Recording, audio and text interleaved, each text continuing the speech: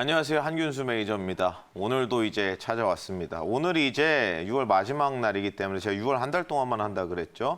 오늘이 또 마지막 마돈나입니다. 그러니까 오늘 또 내용을 이제 알차게 준비를 잘 해왔으니까 꼭 이제 처음부터 끝까지 긴 시간 아닙니다. 시청을 해주시면 역시나 이제 그냥 우리가 머릿속으로만 알고 가슴으로만 아는 것 말고 우리가 이제 실제로 이제 수익으로 연결시킬 수 있는 당장 내일이라도 그런 얘기를 오늘 지금 준비해 왔으니까요. 그대로 이제 잘 시청을 해주시면 됩니다. 오늘 주제는 뭐냐면 역시 자율주행입니다. 최근에 이제 자율주행 얘기를 몇 번 했는데 이제 국내에서 상장되어 있는 종목들이 대부분 테마성 종목이고 실제로 실적이 연결되는 종목들도 있지만 제가 특성별로 나눠서 얘기를 할 거고 이런 종목이 왜 메리트가 있는지 가격대는 어떤 종목이 좋은지 차트까지 이제 보시면서 말씀을 드릴 겁니다. 이제 시작을 해보자면 이제 자율주행은 레벨 0단계부터 5단계까지 6개 단계로 나눠진다고 말씀을 드렸는데 이 얘기를 하기 전에 얘기 한 가지를 이제 하고 넘어가도록 하겠습니다. 어제 나왔던 뉴스였죠. 이제 우리가 잘 알고 있는 아마존은 아시다시피 서점으로 출발을 해서 우리나라 치면은 쿠팡처럼 이제 배달을 해주는 업체입니다. 근데 아마존이 이제 죽스라는 회사를 삽니다. 죽스라는 회사를 12억 달러를 주고 샀는데요. 그게 한화 기준으로 한 1조 4천억 정도 됩니다. 근데 죽스가 이게 자율주행하는 소프트웨어 들고 있는 회사겠죠. 이 회사가 이제 시가총액 이제 지금 자율주행 순위, 기술력 순위로 봤을 때 몇 등 정도 되냐면 글로벌 9등에서 10등 정도 됩니다.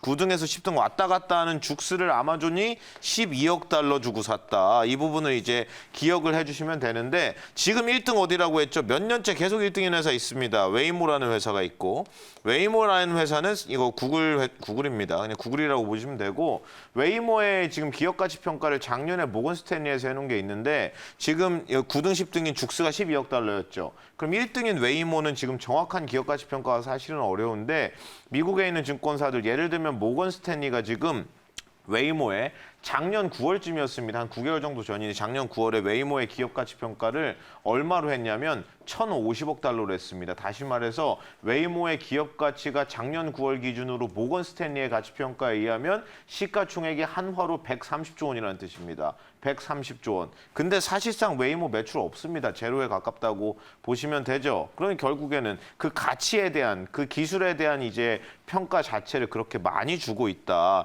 웨이모 죽스가 9등 10등인데 1조 4천억 주고 팔렸으니까요.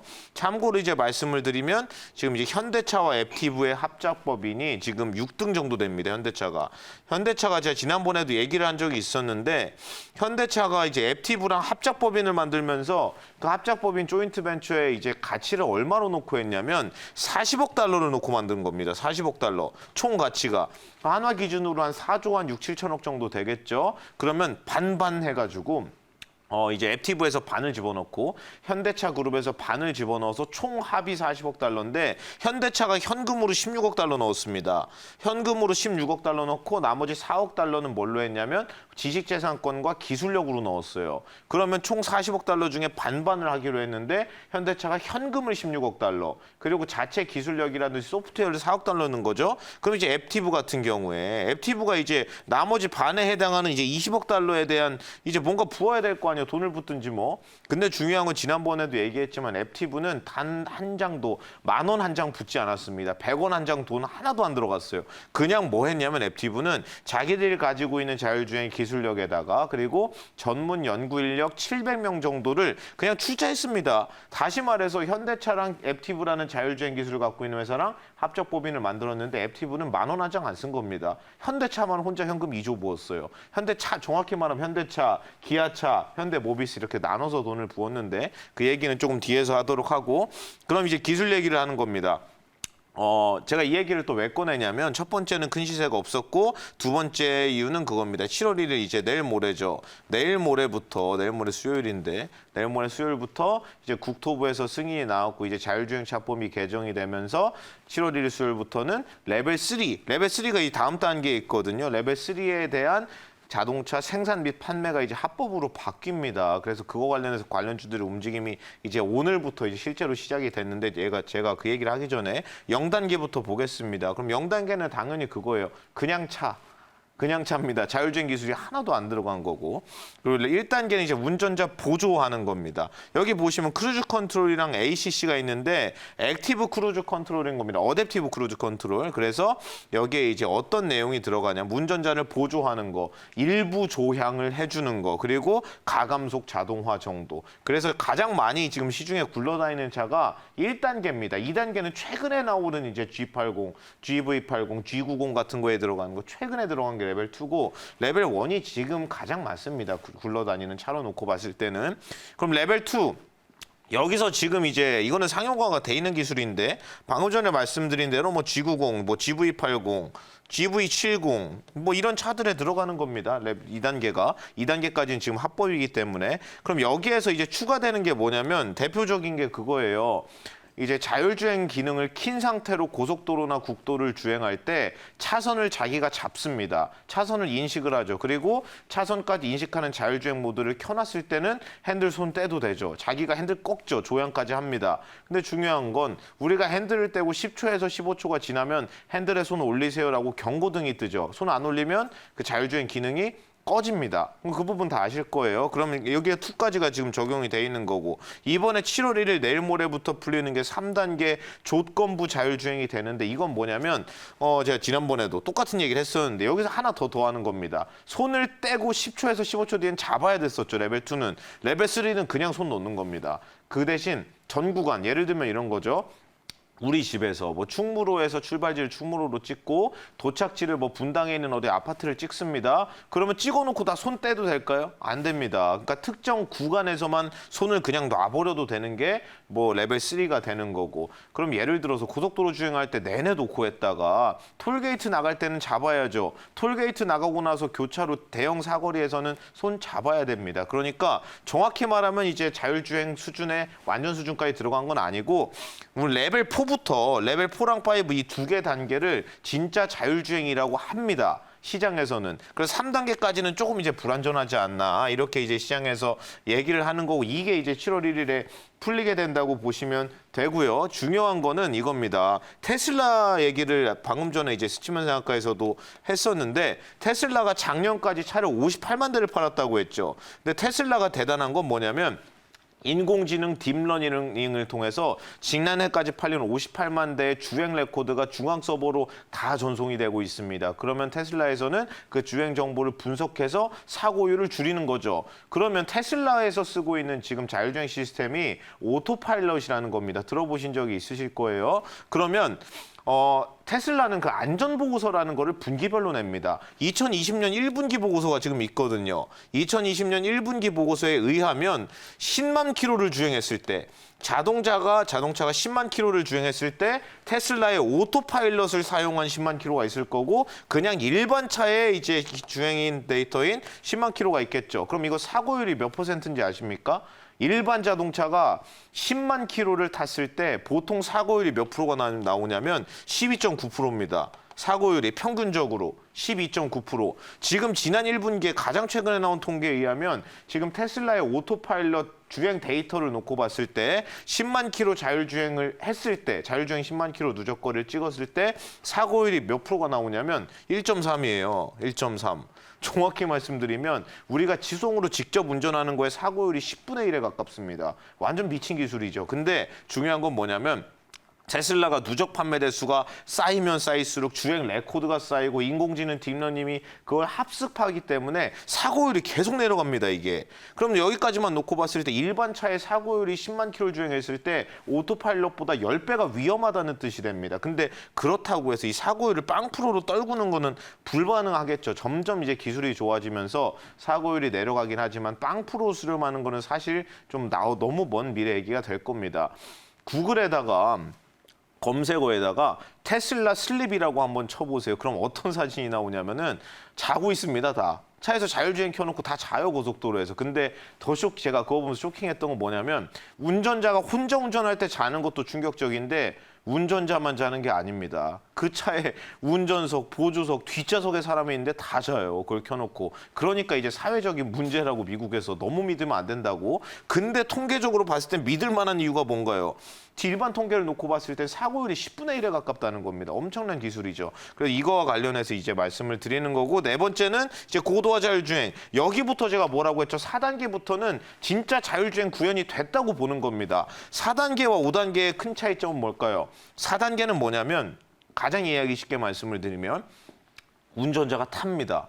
근데 하는 게 없어요. 그게 4번입니다. 타긴 타야 됩니다, 운전자가. 그리고 5번에서는 어떻다고 했죠? 완전 자율주행 가면 운전석이 없습니다, 5번부터는. 그래서 그 차이가 있는 거고, 사실상 4단계도 운전자가 있지만 하는 게 사실상 없기 때문에 자율주행이라고 본다. 그리고 4단계부터는 또 뭐가 바뀐다고 했죠? 보험 처리를 할 경우에 이제 과실 비율을 산정해야 되는데 4단계부터는 운전자 과실 없습니다. 이거 사고 나면 제조사 책임이에요. 그래가지고 이제 4단계부터는 자율주행이라고 보는 거고, 그러면 내일 모레 시행되는 이제 3단계 조건부 자율주행에서는 그러면 보험 처리 어떻게 합니까? 여기에서도 고속도로 예를 들면 일정 구간에서는 손 그냥 놓아도 된다고 했는데, 그러면 그때는 자율주행 기능이 켜져 있던 거고, 그럼 그때 사고가 나면 내 잘못 아니겠네요? 라는 이제 물음표가 생기겠죠. 제가 그거 궁금해가지고 찾아봤는데 국토부에서 안전기준을 명확하게 마련한 게 있습니다. 뭐냐면 3단계에서 자율주행 기능을 켰어요. 내가 아무것도 안 했습니다. 근데 사고가 나게 되면은 일단 운전자 책임으로 1단계는 처리를 합니다. 운전자가 잘못한 걸로 처리를 한 다음에 구상권을 청구하게 돼 있습니다, 보험회사한테.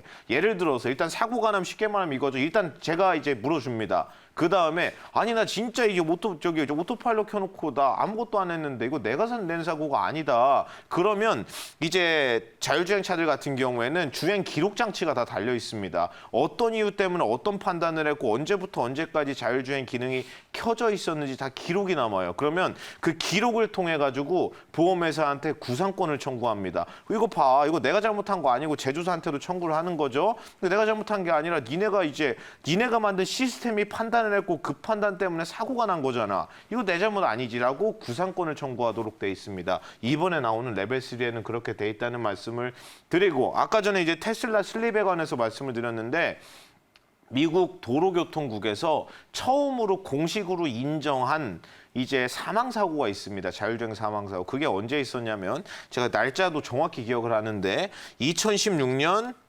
5월 7일에 있었습니다. 그러니까 4년 정도 전이죠. 미국 도로교통국에서 이건 자율주행 기능이 켜져 있을 때 난 최초의 운전자 사망사고라고 인정한 첫 번째 케이스입니다. 테슬라의 모델 S였고요. 테슬라 모델 S가 지금 국내에서 얼마에 팔리고 있는 차냐면 1억 2천에서 3천 정도 합니다. 테슬라 세단 모델 중에 가장 비싼 모델이고. 근데 여기서 이제 사고가 났었는데 어떤 사고였냐면 이제 트레일러 아실 겁니다. 엄청나게 큰 대형 트럭이 있는데 색깔 칠이 하얀색으로 돼 있어요. 근데 고속도로 한복판에 그 트레일러가 뒤집어져 있었던 겁니다. 근데 테슬라 모델 S가 자율주행이 켜져 있었는데 그대로 때려박았습니다. 제동 안 하고. 왜 그랬을까요, 그때? 나중에 이제 결과가 나와서 이제 알려졌는데 어떤 이유 때문이냐면 그 이제 배경이 하얀 트레일러가 길을 막고 있었는데 테슬라의 오토파일럿 자율주행 기능이 그거를 차라고 판단을 안 하고 맑은 하늘로 판단을 했습니다. 깨끗한 하늘. 맑은 하늘 보면 하얗잖아요. 그래서 그것 때문에 사망사고가 발생했어요. 그때 4년 전에. 근데 중요한 건 뭐냐면 앞으로 이런 사고는 나기가 어렵습니다. 왜 그럴까요? 주행 데이터 레코드로 분석해서 빅데이터로 인공지능이 딥러닝을 해버리니까 이런 사고가 앞으로는 나기가 사실 어렵습니다. 근데 시간이 지나면 지날수록 날 가능성이 없어져요. 계속해서 학습을 하니까. 그래서 자율주행은 앞으로 이제 올 수밖에 없는 시대가 되는 거고, 우리나라에서는 여기도 보이지만 손때도 달리는 자율주행차가 7월부터 판매가 가능하다. 7월부터 운전대를 안 잡는 자율주행차 달린다. 이게 내일 모레고요. 여기도 보시면 세계로 첫 안전기준을 만들었다는데 여담으로 말씀드리면 어떤 안전기준을 얘기하는 거냐면 예를 들어서 보겠습니다. 고속도로에서 달리고 있어요, 제가. 달리고 있어요. 자율주행 기능을 켰습니다. 근데 제가 잘 수도 있죠. 하는 게 없으니까. 졸려가지고 이제 잠들 듯 말 듯 하면서 졸고 있었는데 차에서 긴급 상황이 발생했다고 지금 당장 이제 직접 운전하라고 경고가 뜹니다. 근데 제가 그거를 모르고 그냥 자고 있는 거예요. 경고가 뜬지도 모르고. 그러면 운전자가 15초 이내로 차의 경보음을 듣고 반응을 하지 못했을 때는 차가 그냥 갓길에 지가 세웁니다. 그리고 비상등 켜고 운전자 깨워요. 그런 이 안전기준이 예를 들어서 들어가는 거라고 보시면 됩니다. 뭐 디테일한 내용들이 많은데 뭐 그것까지는 아실 필요 없고 내일 모레부터 시작된다는 점만 기억을 해주시면 됩니다. 현대차 같은 경우에 이제 G80 신모델 2021년형을 이제 내년에 나오겠죠. 2021년형 G80 모델에 레벨 3 들어가는 거 아니냐고 지금 세간의 얘기가 있는데 확정된 바는 없다는 점을 한 번 더 말씀을 드리고 관련주는 역시 첫 번째는 현대모비스가 될 겁니다. 모비스 같은 경우 제 시간이 별로 없는데 모비스 같은 경우에는 아까 전에 앱티브 합작법인 설립할 때 4,300억 분회사입니다. 거기에 1조 2천억을 현대차가 부었고 6천억을 기아차가 부었고 나머지 4,200억 정도를 이제 현대모비스가 부었는데 이거 뭐 자율주행차 관련주를 하기 어려우니까 만도는 아까 전에도 얘기했지만 너무 무겁습니다. 유니캐스트는 가격대가 좀 많이 위에 있죠. 그래서 유니캐스트가 당연히 대장은 맞지만 지금 가격에서 이 유니캐스트 접근하기는 조금 어렵지 않을까. 그래서 유니캐스트는 참고하시고 이제 대형주 쪽에서는 어차피 테마 접근이니까 여기까지는 보실 필요가 없습니다. 유니캐스트랑 그리고 이제 아까 전에도 얘기한 라닉스, 모바일 어플라이언스 여기까지. 그럼 이제 3대장이 남거든요. 이렇게 유니퀘스트랑 그리고 뭐 라닉스 모바일 어플라이언스 정도 한 3종목만 보시면 되지. 다른 종목까지는 사실 필요가 없다고 생각합니다. 라닉스랑 모바일 어플라이언스도 자율주행으로 묶여있고 소프트웨어 기술력이 있는 회사지만 중요한 건 뭐냐면 자율주행 관련해서 뭐 실제로 매출이 많이 나온다든지 아니면 그것 때문에 실적이 좋아지고 있다든지 당연히 아니죠. 아니라는 점을 분명히 말씀을 드리고 테마주입니다. 다. 그리고 나무가 같은 경우에는 원래 이제 카메라 모듈 관련주고 이제 3D 센싱 모듈, TOF 카메라 모듈 같은 거를 납품하는 회사인데 나무가 이게 왜 들어가냐면 여기도 써 있지만 미국 자율주행차 업체 인캐빈 카메라를 공급하기로 했기 때문에. 근데 이쪽 종목까지는 사실 볼 필요가 없다고 보고 3토점도 이제 뭐 유니퀘스트라든지 라닉스 모바일 어플라이언스 정도 보시면 된다고 이제 생각을 합니다. 뒤에도 뭐 종목이 많고 차트 얘기도 해야 되는데 뭐 시간이 사실 별로 없기 때문에 간단하게 말씀드리면 라닉스는 이제 이 구간에서 말씀을 드렸고 올라오기 시작하죠. 그래서 사실 테마 제가 가장 좋아하는 테마주가 밑에 있는 테마주입니다. 원래 대장인데 후발인데 밑에 있는 종목은 사실 메리트가 별로 없습니다. 원래 대장이 될 수 있는 종목이 밑에 있는 종목을 그럼 손절이 나가더라도 짧으니까 제가 맨날 하는 얘기가 있잖아요. 그 하단 손절이 나가면 당연히 뭐 7,500원 정도 목표가는 이 구간 위에까지 보시면 당연히 되겠죠. 그리고 3개 정도만 얘기할 건데 모바일 어플라이언스는 오늘 많이 갔다 왔습니다. 장중에 한 15에서 20% 상승을 한번 했었는데 차익 실현이 엄청 많이 나와서 시가가 오늘 한번 깨졌죠. 그러면 다시 가격이 여기인 겁니다. 박스 상단 돌파를 앞두고 있고 자율주행 관련해서 시세는 아직 시작도 안 했으니까 이런 종목들 보시면 되고 그리고 세 번째는 여기 추가로 말씀드린 남성인데 남성은 장기 보유를 생각을 하셔야 됩니다. 남성은 아시다시피 이낙연 전 총리 관련주이기도 합니다. 정치 테마로 시세를 뽑았던 종목이고 자율주행이랑도 묶여있는 종목이기 때문에 오늘은 자율주행으로 움직였어요. 오늘은. 근데 최근에 이 구간 움직인 거는 이낙연 전 총리 때문에 움직인 거니까 두 개 같이 묶여있다고 생각을 해주시면서 좀 이제 단기보다는 들고 가는 개념으로 남성까지 보시면 되겠습니다. 오늘 이제 제가 준비한 순서는 여기까지인데 제가 다음에 기회가 또 되면 또 좋은 내용 들고 이제 찾아오도록 하겠습니다. 제가 오늘 준비한 이제 마돈나죠. 마돈나는 여기까지고 오늘도 수고 많으셨습니다.